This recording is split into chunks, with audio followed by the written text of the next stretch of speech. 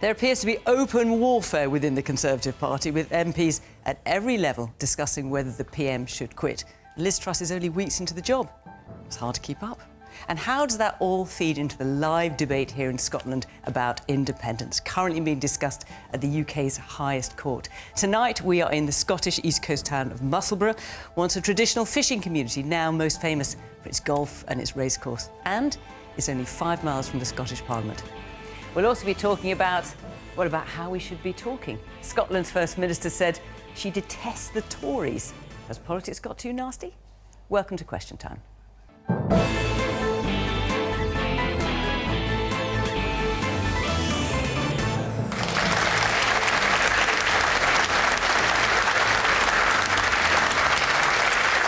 On tonight's panel, one of the most senior figures in the Scottish independence movement, John Swinney, a former leader of the SNP. He's now Deputy First Minister, looking after the Scottish Government's economy brief as well.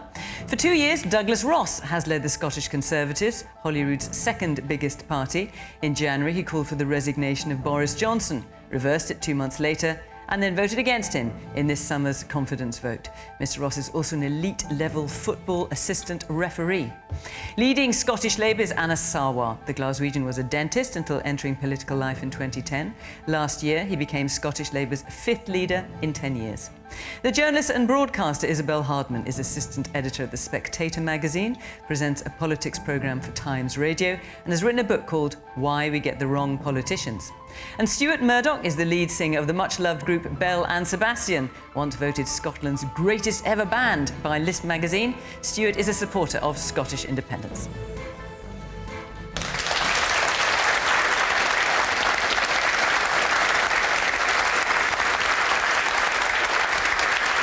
Good evening. Welcome to my panel. Welcome to the audience here in Musselburgh. Good to see you. And, of course, welcome to you at home as well. Do join in the conversation the usual way on social media at BBC Question Time. Take part in the debate. Let's hear what you've got to say. And we'll kick off with our first question, which is from David Douglas. Can Liz Truss unite her backbenchers and in turn calm the market, or has it gone too far already? Well, as I said at the beginning, it's hard to keep up, Douglas. It is. Look, this has not been the start Liz Truss was looking for. The growth plan was designed to stimulate the economy, and it hasn't gone as planned. I think it's right that the Prime Minister and the Chancellor have reflected on that. One of the big issues that clearly there wasn't the support in the markets, and we saw the impact that had was on the 45p tax rate, and I think it was right last week that was reversed. But I think it's also right that we look at the positive impacts of the growth plan, which was to help people with heating bills. Before that was announced, people were facing bills of £5,000 to £6,000 a year. It's now capped at £2,500. I know that's still very high, too much for a lot of people, but it's the help that the government have put in there is important to families, to businesses, to communities right across Scotland and the whole UK, and I do think that is vital. It's extraordinarily febrile, isn't it, at Westminster at the moment when it comes to the Conservative Party? You were the first MP to publicly say that Boris Johnson should go. Do you want to go for the double tonight? No, I don't. And say that Liz Truss should go? No, I don't. Look, Liz Truss has been Prime Minister for a month. Look at what's changed. I think it's 6 weeks. Is it 6 yes. weeks? Well, 6 weeks, and a lot has happened in that time. As I say, we've had that massive intervention. But you think she should stay in the job? Yes, I do, and I think... So she has your full backing? Yes, I spoke to the Prime Minister on Tuesday, I spoke to the Chancellor this week as well. As I say, it has not gone as she and the Chancellor had hoped. The interventions were to help grow the economy, but crucially, to help people with bills this winter and next winter, because that is going to be a crucial period where people are seeing their bills going up to levels that were unaffordable for many. It's still very high, I understand that, but we had to help. John? I think the bit in what Douglas has said that I agree with is that the energy assistance package has been welcome because people are living in terror about the rise in energy costs. But as a consequence of the mini-budget, people are also living in terror about mortgage costs going up, which are a direct consequence of the folly of the mini-budget. And people will now lose their homes because of rises in mortgage rates, because of the mismanagement of that mini-budget and its economic consequences. So, I'm reading as I came here tonight news that's seeping out of Downing Street, which is saying that the mini-budget is going to be unpicked, if not entirely reversed. That is of colossal damage to people. The whole process is of colossal damage. I hope the mini-budget is unpicked because it is fiscally unsustainable. And the Conservative Party have put the economic prospects of every citizen of our country in jeopardy because of the economic folly they presided over a couple of weeks ago. I'm going to get round the rest of you and come to the audience. But Douglas, you just want to comment on that? Because I too am seeing reports that there's going to be a U-turn coming, possibly tomorrow, possibly within the next week. You obviously are a very senior Conservative. What can you tell us about that? Well, the Chancellor has made it clear in Washington that the growth plan is... well, he's made it clear he's sticking to it. He's sticking to that But we're hearing plan. there could be a U-turn coming. What can you tell us? Well, I can only tell you what the Chancellor has said in the interviews in Washington. I haven't spoken to him today. But clearly there is the need to grow the economy. There is the need to help businesses, to help individuals. And that's what the Chancellor, the Prime Minister and the Government are determined to do. Would you welcome a U-turn? Well, I think, you know, we can't see it going up to 25% as was planned in April next year. Well, hold on, John, if I can.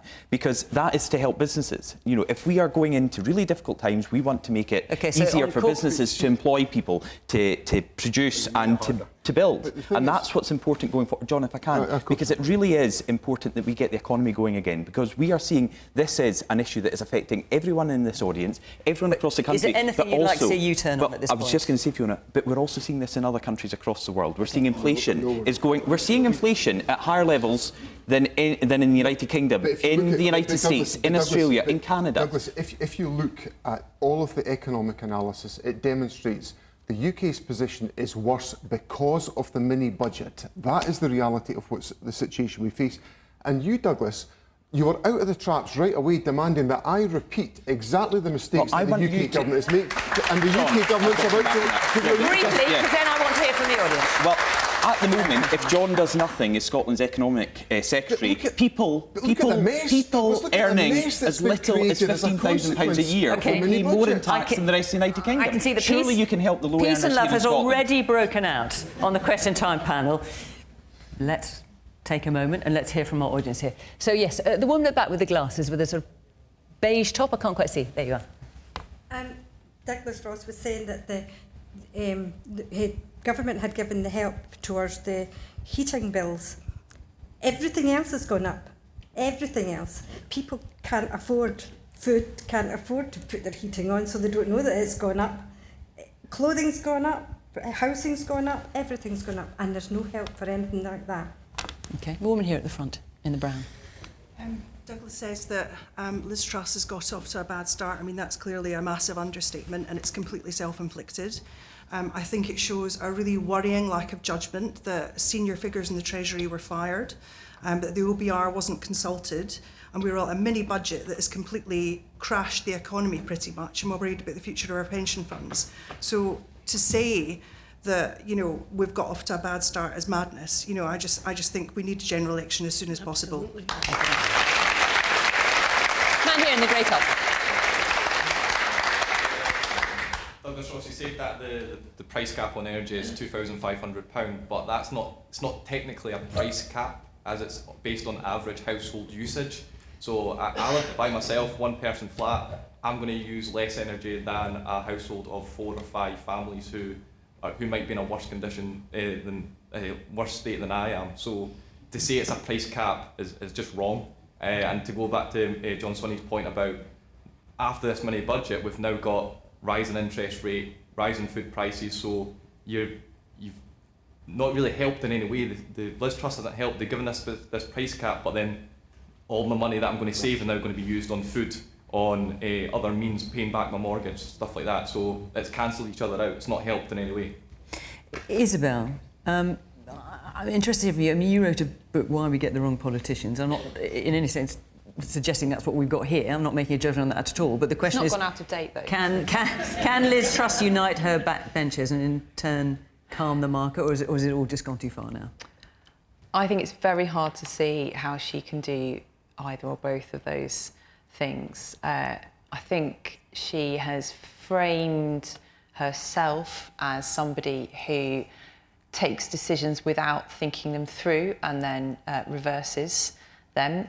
appreciate what Douglas says about the sort of the world dynamics, but there's not a global pandemic of U-turns, is there? I think this is a specific problem to the Truss administration, that she has lost the confidence of her backbenchers. I cannot tell you how many MPs, Douglas's colleagues, who are getting in touch with me with long lists, I mean, longer than my weekly shopping list, of things that she needs to change about her operation to have a chance of surviving to the next election. But what they price into those shopping lists is that they're going to lose the next election. And to me, the Conservative Party really over the past, even in the sort of, the final months of Boris Johnson, it's felt like a party that is longing for a spell in the sort of political equivalent of rehab, that it wants to go into opposition, that, MPs were saying this to me openly at the Conservative Party conference in Birmingham, that they need a break, they're exhausted, they've run out of ideas. And so it's not just actually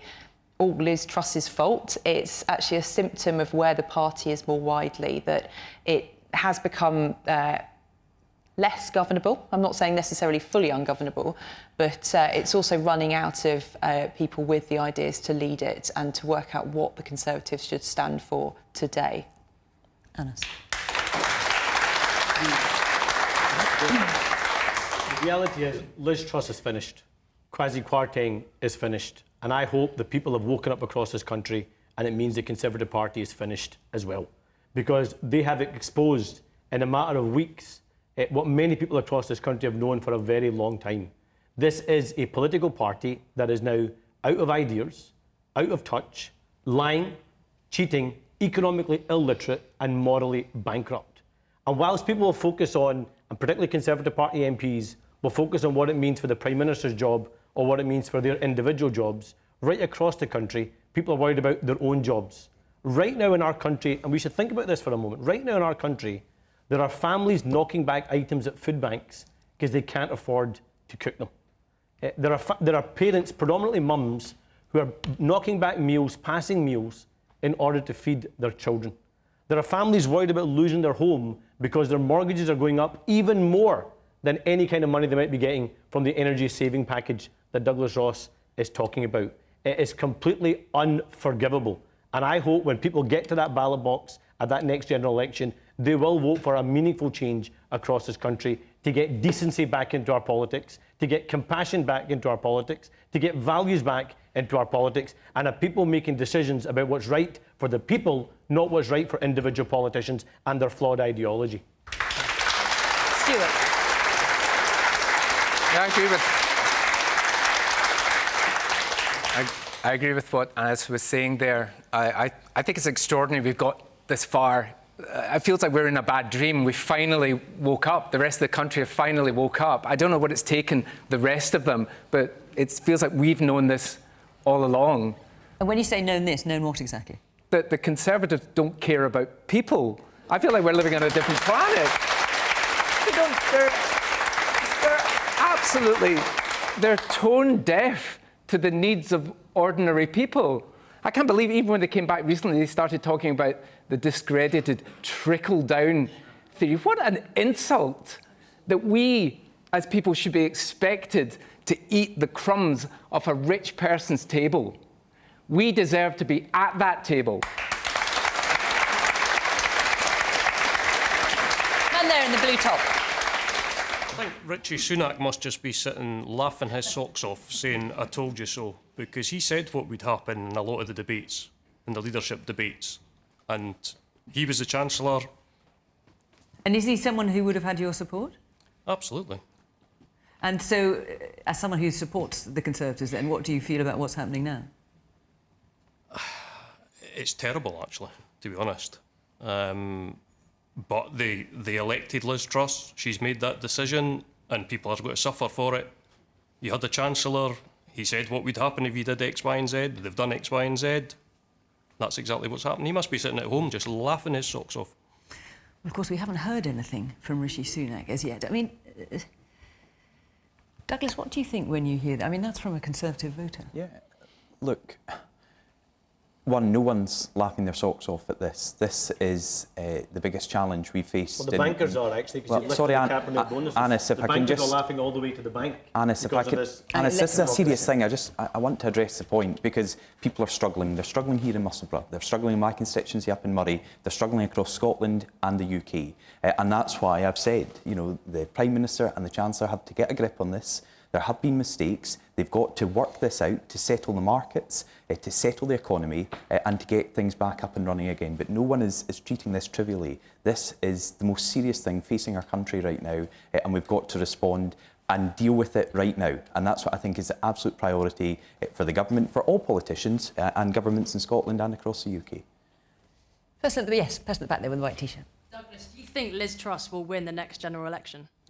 Yes. Look, I want the Conservatives to win every election. Saying that with quite a smile well, no, on your because face, well, Douglas. I can just imagine read it. I can just imagine what you'd say, Fiona, if I said no there. But I want the Conservatives to win every election, and I always but the go into question the is, do you election think Liz hoping Truss that. will win the Well, next it was, do I want Liz Truss to win the next election? And I do. I want the leader of the Conservative Party to win. I said, do you think she Sorry, will I win? think you said you want to. No, do you think she will win? Look, we're a long way out from the next election. The opinion polls just now are very difficult for It's the a yes party. or no? But for me, the opinion polls... You're being asked yes or no? Yeah, A yes and I or said yes. I did say yes Do you think right at she'll the win? top. Yes, I do. Wow. Because I think we can get the economy back up and running again. I think we can help people. Clearly, Anis thinks Keir Starmer can win the next election. Clearly, John Swinney thinks if the Supreme Court doesn't go his way, then the SNP can win a de facto referendum. That's what every party wants their party to win. But at the moment, to me, that's a secondary issue. The big issue right now is helping people. People in this room, people across the country, businesses and communities that are struggling. You've got wonderful optimism. We should VAR that decision, I think. Okay. I knew there was going to referee reference. We're going to come at somewhere. Look, we're going to move on because there's another very big question that a lot of you have asked about. You know, we choose our questions based on, you know, what you want to talk about. Before we do, I just want to say that next week, Question Time will be in Cheltenham, and the week after that, we're in Dulwich in South London. So if you live anywhere near either of those two places, you'd like to come along, do go to the Question Time website and you can fill in the form there and be part of the audience. And actually on that website, you'll see all the different places we're going to be, so you can make a note and come along to run the programmes in your area. But next week, Cheltenham, the week after that, Dulwich in South London. Right, let's come to our next question now, which is from Charlotte Devlin. Are Unionist politicians afraid of a second independence referendum? Right. Well, it wasn't going to be long before we came to this question. Well, let's start with the Unionist politicians then. John, also, I'm going to come to you on this issue, but let's start with them. Anis, are you afraid of a second independence referendum? Look, ultimately, it's for Scotland to decide its own future, but the key challenge you have, and this is why I've said right at the outset when the First Minister announced that they would be referring this matter to the Supreme Court, that I think it's right to establish the legal basis of any referendum. I think that's the right thing to do, the responsible thing to do, but you can't ignore the timing of any referendum as well. And right now, less than a third of people want a referendum next year. There's not a majority in this country that supports independence, but I do believe there is a majority against the status quo. I do believe there is a majority against this Tory government, and our job, the Labour Party's job, is to be the voice of that majority for change and to boot this rotten Tory government out of the next general election and demonstrate to people that there is a way that we can strengthen Scotland in a modernising, refreshed and strengthened United Kingdom as well. That's the case we've got to make in between the run-up now and the next general election. Douglas? So Anis thinks he can appease the nationalists by giving them more powers. I'd love John and his government to use the powers that they have to the best of their ability, but they don't at the moment. But to respond to the point, we did have a referendum. We asked the Scottish people if they wanted to remain part of the United Kingdom or be separated from the rest of the UK, and the people of Scotland said decisively they wanted to remain part of the United Kingdom. And what that referendum did, John and others will say that was a great opportunity and it was Civic Scotland coming together to have an open debate. We've seen during that referendum in 2014 and every single day since, our politics has been dominated by the Constitution rather than dominated by the things that really matter to people.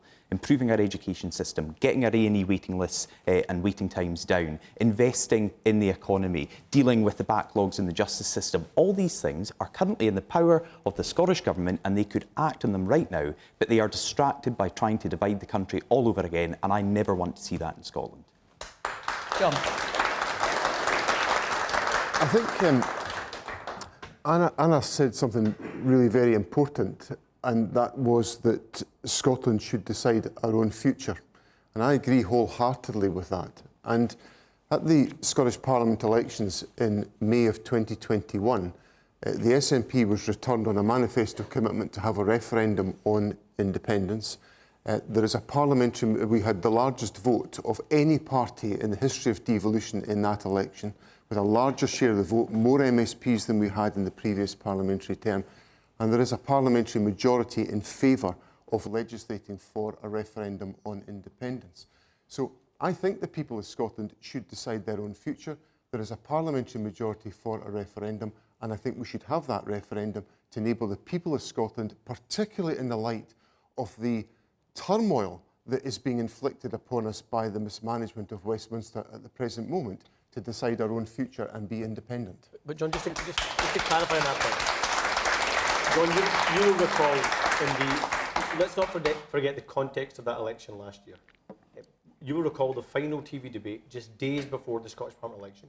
We were still in the midst of COVID, and Nicola Sturgeon was asked directly by Glenn Campbell that if you wanted Nicola Sturgeon to steer us through the pandemic, you didn't support independence, and you didn't support a referendum during the recovery, what should you do?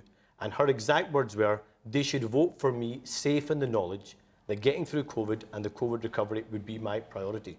So what she is doing is she is using the thank you she was given for steering us through the pandemic and the promise she made about focusing on the recovery, and instead going back to the pre-pandemic Nicola Sturgeon that wants to pit Scot against Scot again. That is not right, that is not fair, and that is not people's priorities right now. We've come straight through COVID, the recovery didn't even start yet, and we've been plunged into an economic crisis where people are risking their jobs, their home and their livelihoods, and you want us to open up all that debate again. That's not fair on the people of Scotland. Well, you see, I think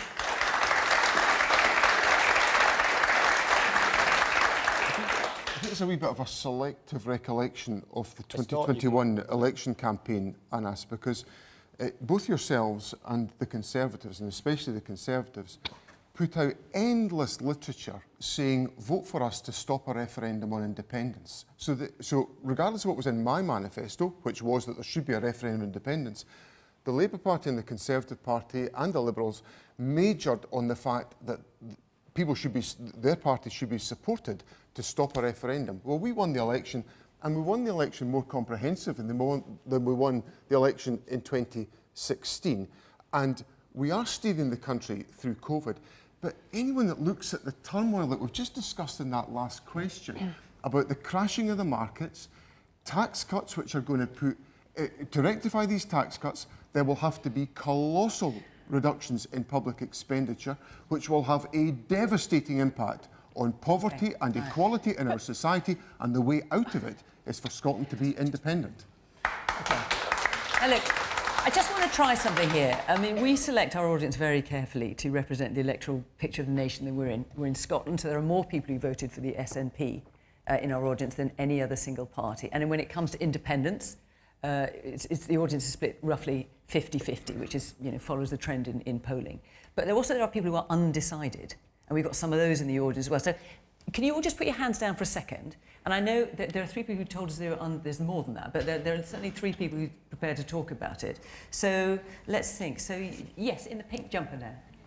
Yes, I'm undecided at the moment. I think the timing's wrong. We have a war in Ukraine, and I think we should have a united front. We also have a cost of living crisis that affects the whole of the UK. And I'm still unsure about the economic cost of independence. Okay, and then it's Gordon, isn't it, there in the blue shirt? Yes. I just would like to know what currency we're going to have if we're an independent country. It's the biggest sticking point I have. Otherwise, you would have my vote. And there's Lucy somewhere. Ah, there you are. Yeah, let's hear what you've got to say. My partner works for a company that is a UK company, and so I guess for us it's the uncertainty if Scotland were to become independent, what will happen to his job? Will it remain in Scotland at the head office, or will it then stay with the rest of the other nations? So that's making you unsure? Yeah, absolutely. I think personally I'd probably be for independence, but then obviously you have to think about your livelihood. The city over here speaking about the cost of living crisis and all these other things that come into play. You just really have to kind of weigh up, I guess, when the time comes. And now, in terms of what you've heard John say, for example, does that sway you at all?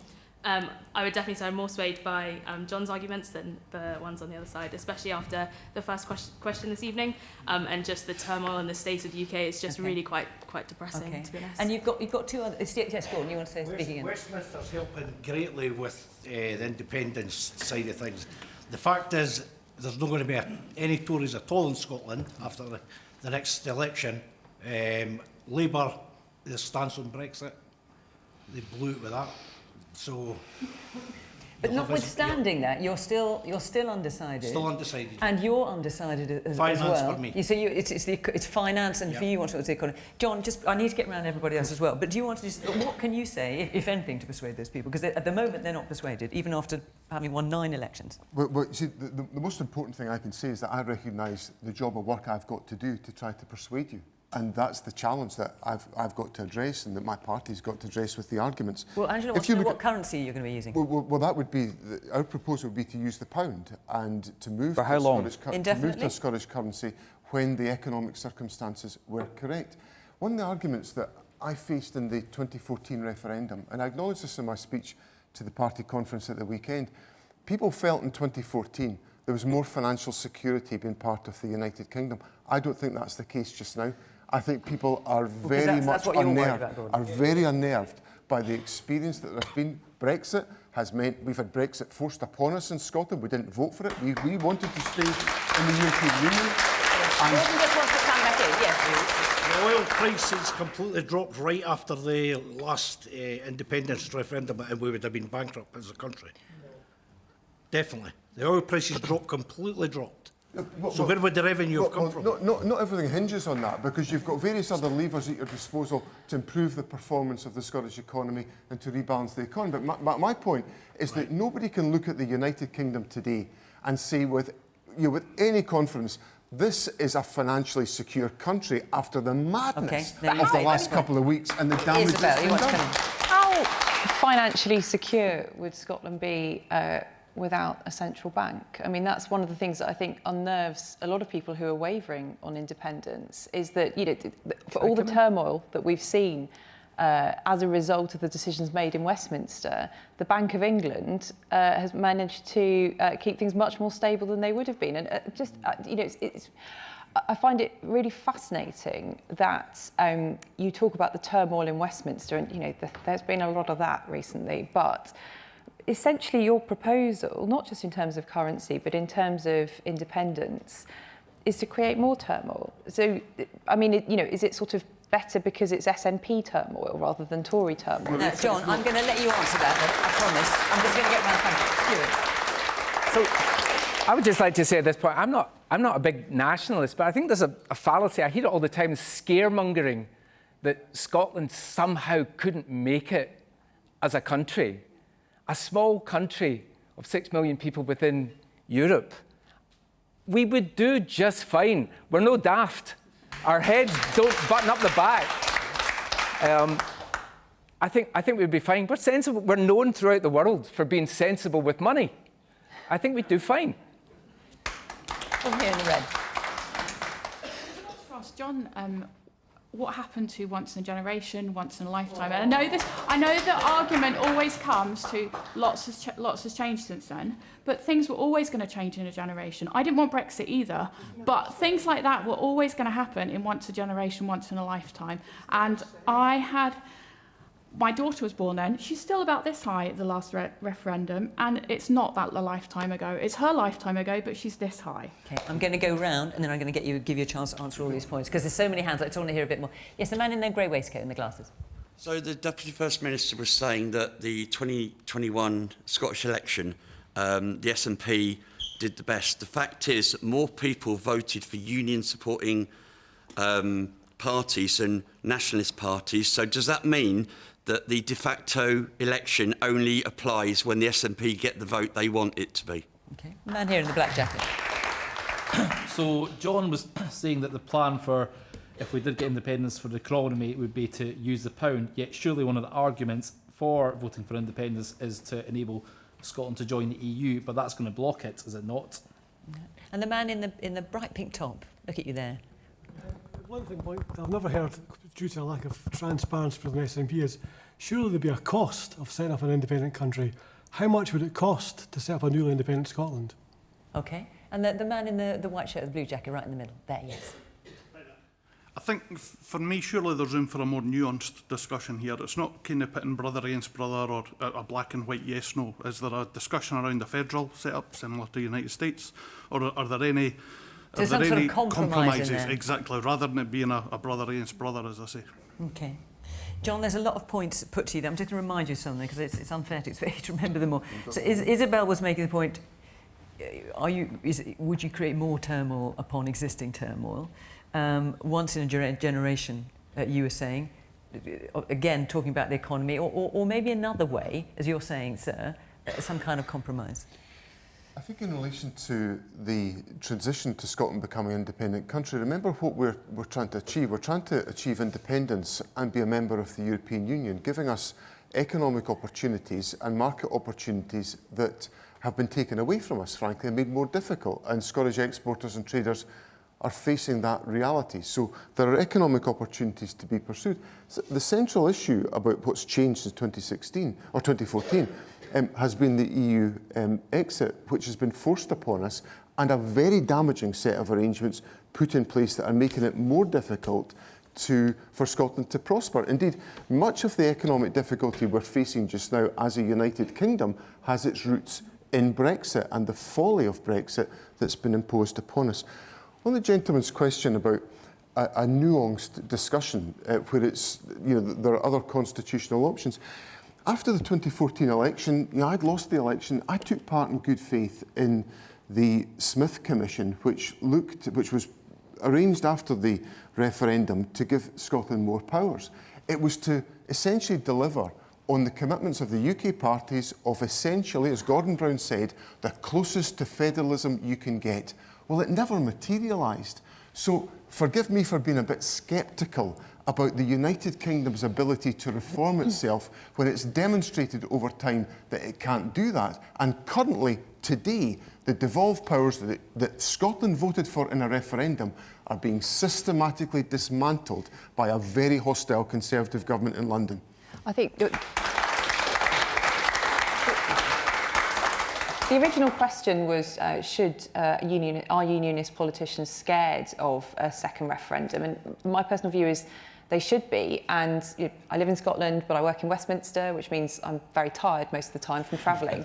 But from a Westminster perspective, I think there's a huge amount of complacency in Downing Street, in the wider parties. I mean, the solution generally to the SNP surging, to support for independence surging, seems to be to have a new office in Downing Street with like 3 extra staffers who are going to save the union. And it's a bit pathetic. I don't think there's enough anxiety down in Westminster, particularly within the government at the moment, about the prospect of a second independence referendum going the wrong way as far as they're concerned. And I know there's obviously plenty of pro-independence voices there. I'm not entirely sure how many of them I've heard yet, and also I can't tell which of you are. Someone shake their head, or nod their head rather, if they are. Oh, we know you're. Hang on, there you are. So the woman there in the sort of pinky beige top there, yes, with the dark hair. So coming back to the point about scaremongering and the last referendum, we were told that the only way to be sure of staying in the European Union was to vote against against independence. We were also told that our pensions wouldn't be safe if we left the UK. And look at the situation we're in now. Okay, and the woman here in the front, you're nodding your head for all that hang on, we'll just get a microphone to you, there we go. No, don't worry. I find it hugely condescending that this whole once-in-a-generation thing still comes up. Well, I mean, in fairness, this woman was making the point here in the audience. I know, but so much has changed, and there will never be a perfect time for a referendum, but come on. If this isn't it, I really don't know when is, and I find it incredible that we can constantly re-elect an SNP government, and yet Westminster turn around and say there's no mandate for it. It's just hugely condescending and completely arrogant. You're just turning your back on the Scottish people and the Scottish nation. So, Douglas Ross, what is the democratic route to independence for Scotland? I just want to very quickly go back to John's big list of questions, and the one that he missed and maybe wants to answer now is, what currency would an independent Scotland have, and for how long would we continue to use the pound? You're the Economy Secretary, you're the Deputy First Minister, so how long would an independent Scotland use the pound for? Well, I answered that question. No, you didn't, John. Well, tell us. Allow me to repeat it again, but I'll just say what I said the last time, which is that we would use the pound, and then when the economic conditions and tests were met, they would be... So what are those conditions? Well, the conditions are all about economic stability, and they about are. The ability... Sorry? And they are. Well, we've published that. Well, if you want me to give you a page of a reading out the Growth Commission report, I can do it. I don't particularly want you to do that, if I'm honest. I'm thinking reasonably briefly. And also I want Douglas to answer this one research rather than me doing it for you, Douglas. But I think the point... Sorry, John. But the key point for me is the point the lady in the front here made. Okay, well, There's a democratic argument well, let's for a let referendum Douglas answer that then, because so it's about unionist politics. So what you're saying is you feel patronised? I feel patronised, and I find it hugely condescending that you know, Liz Truss can turn around and say, ignore Nicola Sturgeon. How dare she? She's an elected politician. This woman hasn't even been elected by anyone. We are a people, we are a country, and how dare you just say no without even engaging in a conversation with us? Well, we are engaging in this conversation, and sadly You're saying no. Well, that's what you're I saying. don't believe in independence. I will never support separating Scotland from the rest of the United Kingdom. But on a democratic route, that's put forward by nationalists. People who want to separate the country put that forward. You wouldn't expect a unionist to explain how we could divide from the rest of the UK. Brexit was all about, you know, returning sovereignty and getting your borders back and all the rest of it. I don't particularly think that the rhetoric that happened in 2014 was as divisive as the 2016 Brexit referendum. Yeah. But if you want to follow that argument through, ultimately that's what independence is. So what you stood for as a Tory for Brexit is exactly what we want in Scotland. We want to be sovereign and make our own mistakes and make our own way forward. But we've had that debate. We've had that debate. We've had that discussion. John also mentioned about the Smith Commission, delivering more powers, except John's government handed them back to Westminster. Powers over social security were devolved to Holyrood. His government couldn't enact them, so they handed them back to Westminster. So let's use the powers we've got to improve A&E waiting times, to improve education, to do all these things we could do right now, rather than seeking more powers and to divide the country all over again. Now, we could also spend the whole programme talking about this. I'm not going to, though, because there were other questions that quite a lot of you asked about this next issue. So I just want to come to Catherine... Jamie Lister, sorry, because a lot of people raised this, and I'd like to hear what you have to say. Was it right for someone in Nicola Sturgeon's position to incite more hatred in an already vastly divided society by saying she detests the Tories? I'm thinking I can guess what you think, Jamie, from that, but let's hear your view. Yeah, I think it was quite reckless, actually. She's meant to be the First Minister of Scotland, representing the whole of Scotland, no matter what political party you vote for. To come out with something like that, I just think it was quite terrible. So just to repeat, she said, I detest the Tories and everything they stand for. John, was she right to say that? Well, I think when you take the whole quote, what the First Minister was talking about, as she set out on Sunday, that she detested Conservative policies. No, she didn't say I detest the Tory policy. She said, well, listen, I'm only quoting, which is all I can go on. I did listen to that interview. I detest the Tories and everything they stand for. She didn't say I detest Tory policy. And I think that's the inference of what she was saying, and she went on to make that point clear. Is that the inference you took, Jamie? But I'm expressing to you what the First Minister explained later on the day about what was in her head when she said those things. Now, I think we've got to be... I think we've all got to be... Would you have said it? I probably wouldn't have chosen those words because, you know, I'm maybe not quite as direct as the First Minister in what I say. I kind of go Well, do you the think she houses was a wee right bit. to say it? Let me put it that way. Well, the First Minister speaks very clearly and very openly with people, and I think she's set out exactly what she's concerned about. She's concerned about some of the rhetoric we got from the Conservative conference last week about rejoicing in the deportation of people to Rwanda. She's talking about... You're basically saying that, you know, other people are rude too, so she can be rude. Other people are mean too, so she can be mean. No, not at all. That's definitely not what I'm saying, Isabel. I'm saying the First Minister was talking about policies like the deportation of people to Rwanda, or some of the benefit cuts that we've seen, and the ignorance of the suffering of people in our society because of poverty and inequality as a direct result of Conservative policies. So that's the point the First Minister was trying to get across, and to set out the fact that there are clear differences between us and other political parties, and we should be open about those differences of opinion that we have. She and you have a responsibility, all politicians have a responsibility to help lead debates and to help move some of our most toxic debates, not just on independence, but on so many issues, to help lead those debates in a way that helps everyone, that doesn't entrench division. And so often on so many different issues, I see politicians either running away from a debate saying, it's too toxic, I don't want to talk about that, people will get cross, you're a politician. I mean, it is literally your job to do that, for God's sake. Or entrenching divisions further and then wringing their hands about the amount of abuse there is in politics and why, you know, with honourable exceptions such as the First Minister, women don't want to go into politics because they get much worse abuse than men. Let's come around to the panel. Stuart. Yeah, I think it's a rare slip-up. I think it was a slip-up, though. Obviously, we shouldn't detest anybody, especially if you're in the business of looking after people. But I kind of feel that everybody makes a mistake and maybe we should move on, but... Can I just come in and make a personal confession? In the first TV debate in the 2014 referendum, I threw away a flippant line where I said, let's agree in the outset that we all love Scotland and we all hate the Tories. And I got a rapturous applause from that audience at that first debate. But actually, in hindsight, I regret using that language because if you've seen all the things that have happened in social media, if you look at all the tragedy we've had where people have been entrenched into us versus them camps on lots of things, rising prejudice, rising hate in our society, I don't think that kind of language is right. We shouldn't hate anyone. We can disagree, vociferously disagree, but we shouldn't hate. I also don't like the language of political enemies. We have political opponents, but we are not enemies. No one on this stage is enemies. No one across the wider is enemies. Scum. No, I'm just coming to that. Do you think she was wrong to do that? The challenge you have, though, is, and I think this is where the differentiation is, I don't detest anyone in politics. I don't detest anyone on the stage. I don't detest any political leader. But do I detest some of the things that are happening in this country? Yes, I do. Do I detest some of the policies and what's become of this country because of those policies? Yes, I do. Do I think Suella Braverman makes Priti Patel look like Mother Teresa when she talks about dreaming of people being on planes and shipping them over to Rwanda? Do I think Liz Truss now makes Boris Johnson look like Winston Churchill? Yes, she does. The reality is, though, and actually, what Douglas misses earlier on, I've not spoken yet. Earlier on, spoken on this.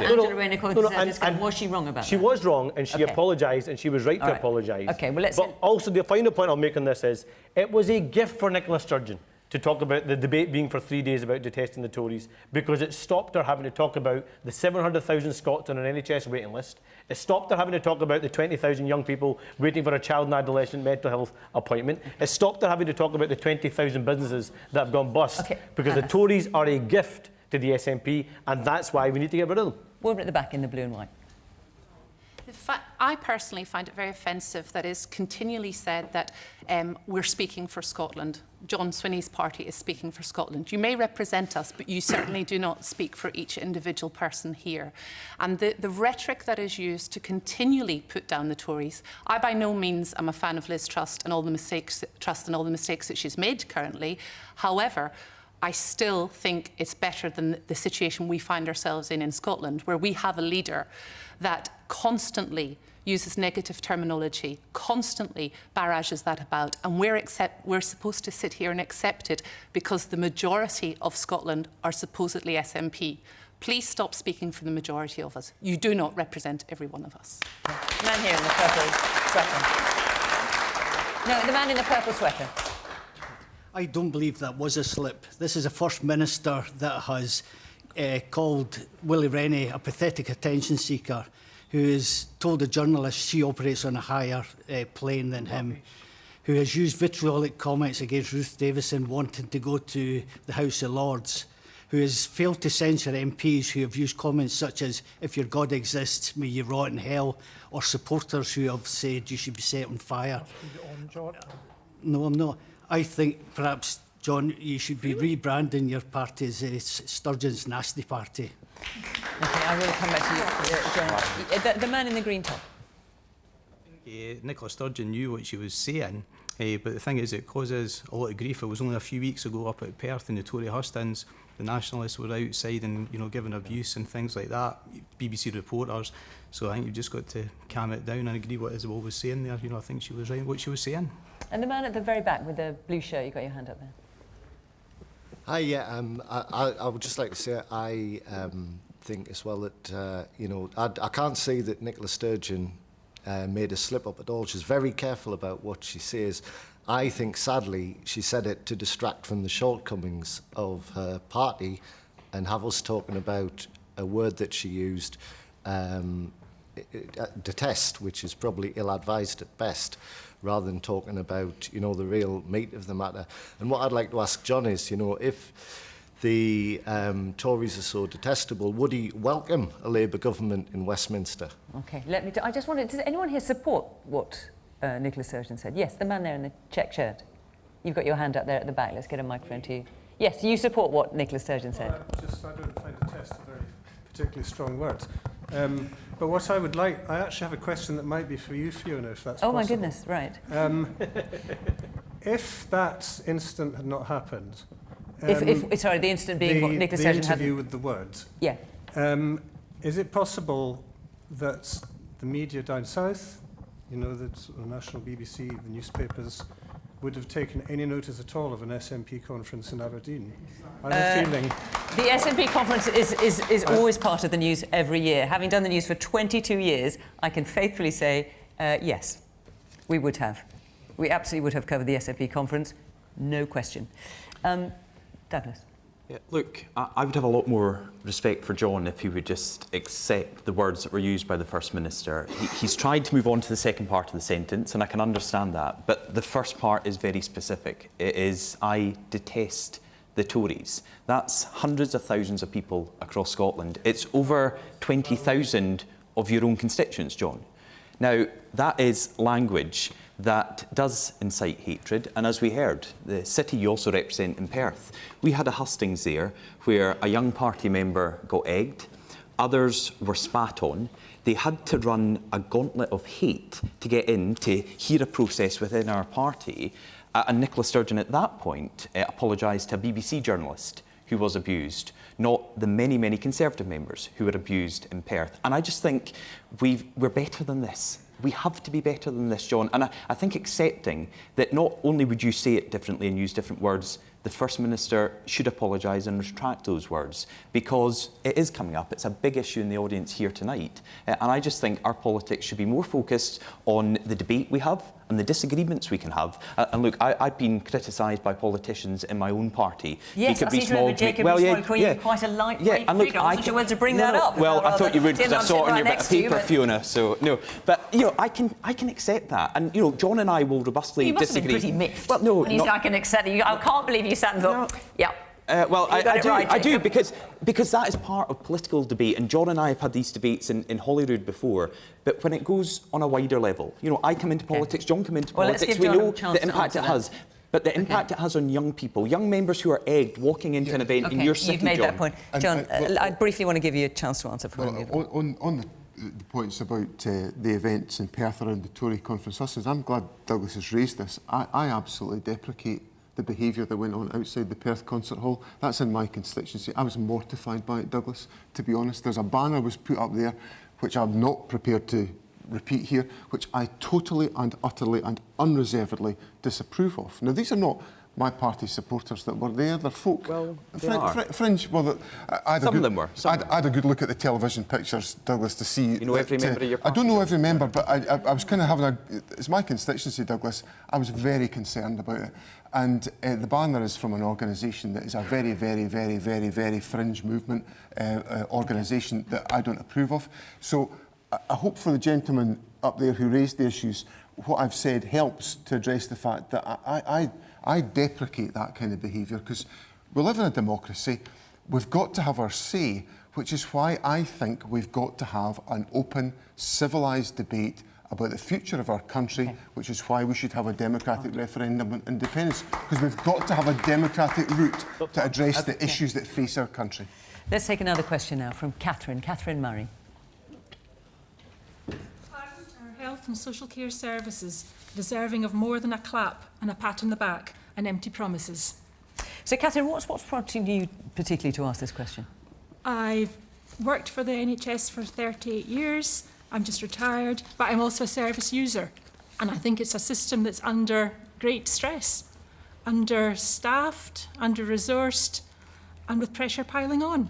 OK, and it's worth mentioning, of course, that the NHS and social care is a devolved issue, so that's something that's dealt with by the Scottish Government here. Stuart, I know you are also a user of the... Yes, I completely agree with you. I spoke to my GP the other day. He said we're just trying to do too much with too little.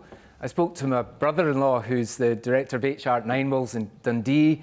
He said exactly the same thing. We're trying to do too much with too little. In fact, he said the staff are currently knocking their pans in, trying to work through. He also said an interesting thing. He said NHS Scotland are the luckiest employer in the world because you have these people turning up engaged and motivated, and some of them just working for not that much money. And so I agree, the clapping, we all clapped for them. It's insulting the way that we're treating them now. Isabel? I've just finished writing a book on the history of the NHS, actually available next year in bookshops. And a bookshop near you. Okay. One of the things that's really struck me about the 75 years of the NHS, you know, throughout Great Britain, is one of the reasons we love it, I think, is the way in which it is held together with the goodwill of its staff, who go above and beyond what they're contracted to do on a regular basis. But that has never been more the case than at the moment, where you just have exhausted staff from the pandemic, traumatised staff from the pandemic, who are still turning up, but who frankly would like to retire early, or in some cases are actually being forced to retire early because of issues with their pensions. And when somebody from a centre-right publication says we need to talk about the model of the NHS, people start going, oh my God, America, that's not what I'm going to say. But I think we do need to have a discussion about the fact that our health service runs hot every winter and now ran hot this summer, even before the temperatures started to drop. And a discussion about the fact that... when you say ran hot, what you mean is that we was under intense pressure? You know, near to 100% capacity, under pressure with, you know, huge vacancies, particularly in areas such as nursing and midwifery. And, you know, that's the case in England, that's the case in Scotland. And one of the reasons for that is the sort of loading of attention and funding onto acute care rather than primary care and community care. And that's, again, been the case ever since the inception of the health service. But it means that we don't have very much preventative work in this country. It means that people are coming to hospital with conditions that could have been treated much earlier. It means also, actually, frankly, that, you know, we barely have an NHS for mental health problems. I mean, I had a mental breakdown 6 years ago, and I was at the Conservative Party conference, but that was unrelated. But actually, the sort of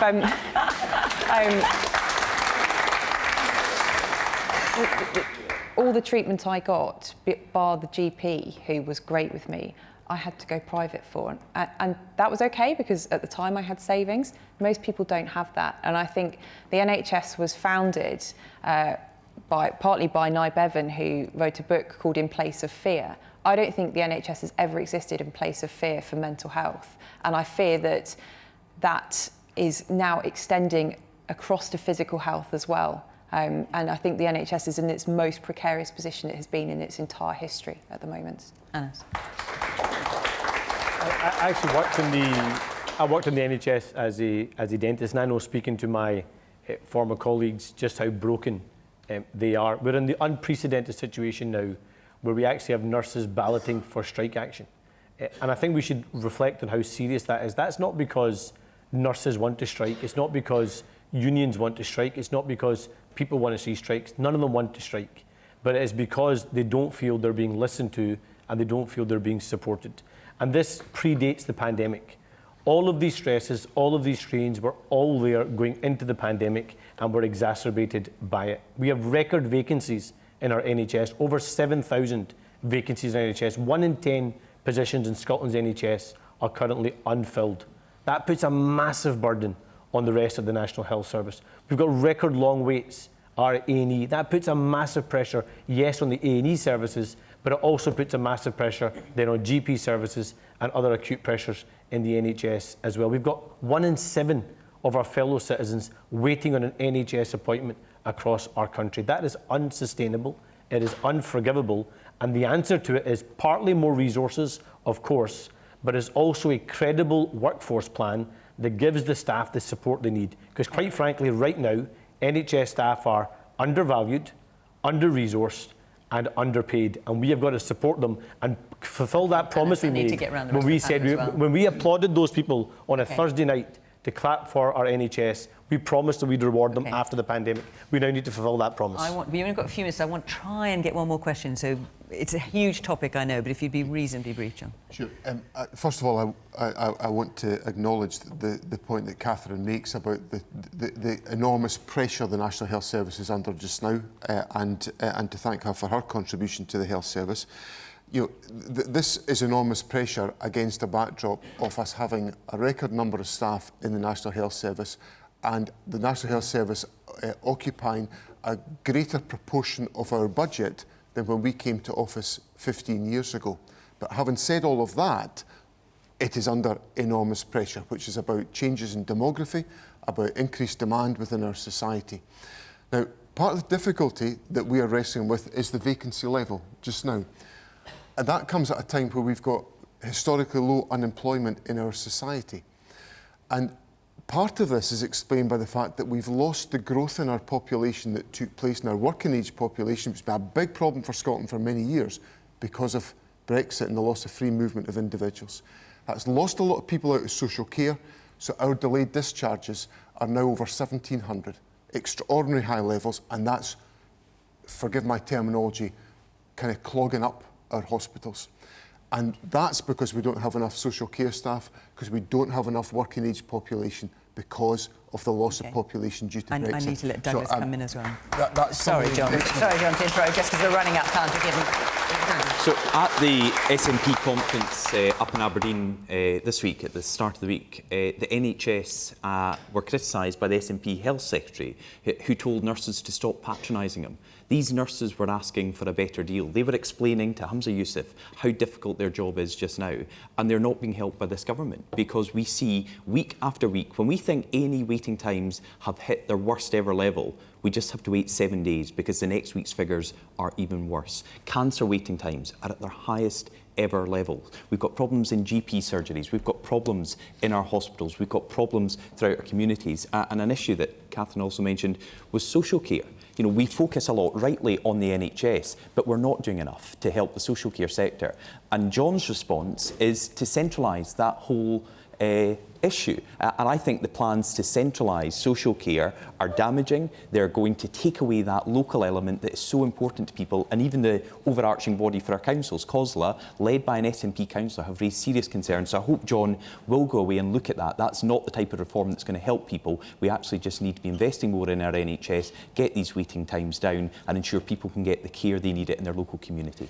Catherine, you asked the question. I'm just wondering what you think of the responses you've heard, whether you're persuaded by any of them, encouraged by any of them, disheartened perhaps by them? I think we need to look at long-term planning. I don't think there's a quick fix. Right, and it's in long-term planning in staffing you're thinking particularly? Or? Staffing, training, organisation, everything. OK, we've got about 20 seconds. I've got time. So forgive me for not getting around more of you on this question. The woman there, yes, just two along from Catherine there, yes. I totally agree about the planning, but I'd like to ask John... I'm afraid John's not going to have time to answer, but do make your point all the same. So, the SNP have taken £53 million out of the budget. I work in a GP practice, I'm a practice manager, and what you're saying, more money, is just not true.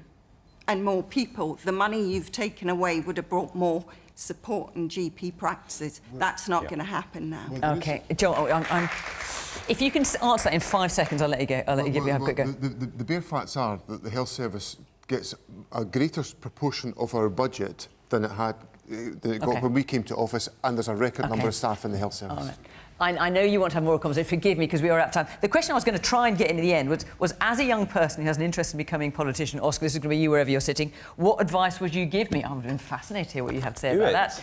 I'm so sorry I have to end it there. We have run out of time. So Thank you very much to the panel for coming. Thank you to all of you for being here this evening here in Musselburgh. I'm sorry I didn't get around more of you. I certainly tried my best. And, of course, thank you to you at home for watching. Remember that we are in Cheltenham next week and Dulwich in South London the week after. Do come and be part of the programme. For now, from Musselburgh, bye-bye.